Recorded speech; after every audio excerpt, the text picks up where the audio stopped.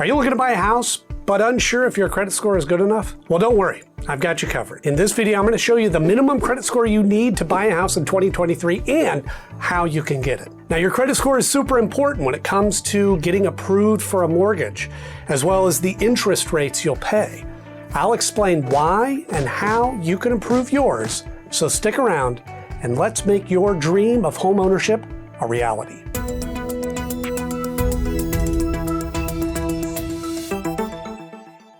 Welcome back to the channel. I'm Andy from Credit Sage, your go-to solution to achieve your credit goals.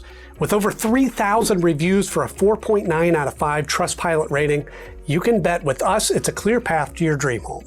Now, like always, today I've got some game-changing info you absolutely cannot miss. Let's dive right in. Now, before we get into the minimum credit score required to buy a house, let's take a minute to understand what a credit score is and why it really matters. Buying a home is one of the biggest financial decisions you'll probably make in your lifetime. And while there are many factors to consider, your credit score is one of the most important. Now, this is a measure of your credit worthiness and is used by lenders to determine whether you qualify for a mortgage and what interest rate you'll be charged. Now, if you have a high credit score, typically considered to be above 700, you're seen as a low-risk borrower and likely to be approved of a loan, no problem.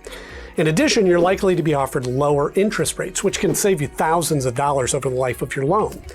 Now, the opposite is also true. If you have a low credit score, you may have a harder time getting approved for a loan. And even if you do get approved, you're likely to be offered higher interest rates, which can make your monthly payments more expensive and cost you more in the long run. However, it's important to understand that whether your credit score is considered good or bad is really subjective, and it can vary depending on the lender and the type of loan you're applying for. In other words, there is no universal definition of what a good or bad credit score is when it comes to buying a house. There's no one-size-fits-all answer to the question of what credit score you need to buy a house. So, what is the minimum credit score required to buy a house? The answer to that question depends on the lender and the type of loan you're applying for. Take, for example, conventional loans. These are the most common loan types. They are issued by mortgage lenders, mortgage brokers, and credit unions. The reason they are popular is that they generally offer lower rates and more straightforward approval process. Now, conventional loans typically require a credit score of at least 620 on the credit score scale of 350 to 850. This means that if your credit score is lower than 620, you may not be eligible for a conventional loan. Now, it's important to note that meeting the minimum credit score requirement doesn't guarantee approval for a conventional loan. It also requires filling out a mortgage application and providing the lender with certain documents such as pay stubs, tax returns, and bank statements. Now, the lender will look at your debt-to-income ratio, employment history, and just all sorts of other factors to assess your overall financial health. Now, for FHA loans, on the other hand, you can typically qualify with a credit score of 580 or higher, but a lower score may require a larger down payment.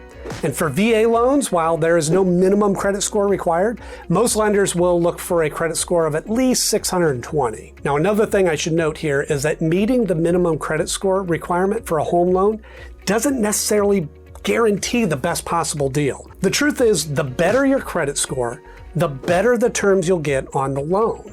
That's right, having a higher credit score can benefit you in many ways. Now, this could be lower interest rates, lower down payments, or even a higher loan amount. Now, that's why it's always a good idea to work on improving your credit score, even if you currently meet the minimum requirement. Now, there are a lot of ways to do this, which I'll get into shortly. However, if you just don't have time to handle this, or you're watching this and just feeling a bit overwhelmed by the task of managing your credit, don't worry, we're here to help.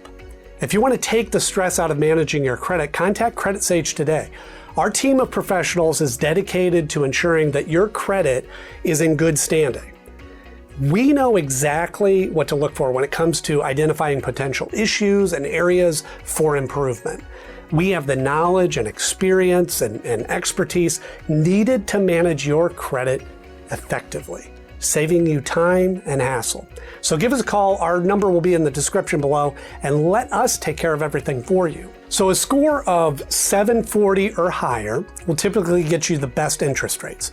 Now, to get this, or even just to get the minimum 620 score yourself, there are some practical steps you can use. However, the first thing you need to do is get a handle of your credit report. Now, fortunately, you can get a free copy of your credit report once a year from annualcreditreport.com. Once you get that, take a look. And the first thing is check the credit report for any errors or inaccuracies that could be dragging down your score. But checking your credit report is really just the first step. To really boost your credit score, here's what you need to do. First, pay your bills on time. Payment history is the most significant factor in determining your credit score. So make sure you pay all your bills on time. Late payments can have a significantly negative impact on your credit score. Keep your credit card balances low. Your credit utilization rate is the ratio of your credit card balances to your credit limit.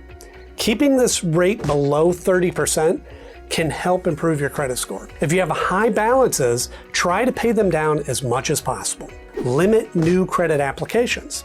Did you know that every time you apply for credit, it can temporarily lower your credit score? Try to limit new applications, especially if you're planning to apply for a mortgage soon. Keep old accounts open. I know this one sounds a little strange, but the length of your credit history is another significant factor in determining your credit score. Keeping old accounts open, even if you don't use them, can help improve your credit score. Consider getting a credit builder loan or secured credit card. If you have poor credit or limited credit history and you're just getting started, a credit builder loan or secured credit card can help you establish a positive credit history. These products usually require a deposit or collateral, but can help you improve your credit score over time. Now, by following these steps, you can improve your credit score and increase your chances of qualifying for a mortgage with favorable terms. Remember that improving your credit score takes time, so above all else, be patient and persistent in your efforts. Now, if you've heard all these steps and you're still feeling kind of overwhelmed, that's perfectly all right. We've all been there. Or if you just haven't had the time to really properly attend to your credit score, that's okay too. Option one is always on the table. You can easily reach out to us at Credit Sage. Our services include a quick and easy phone consultation, and then after that, just a couple of minutes to sign up. And then you can hand over the task of managing your credit to our experts. As I said before, we know the ins and outs of credit management and just know exactly what it takes to raise your credit score. So you can just sit back and relax, and we can get well on your way to securing that dream home. Now, if you found this video helpful, please show your support by hitting the like and subscribe button to our channel for new videos each and every week. And with that, thank you so much for watching.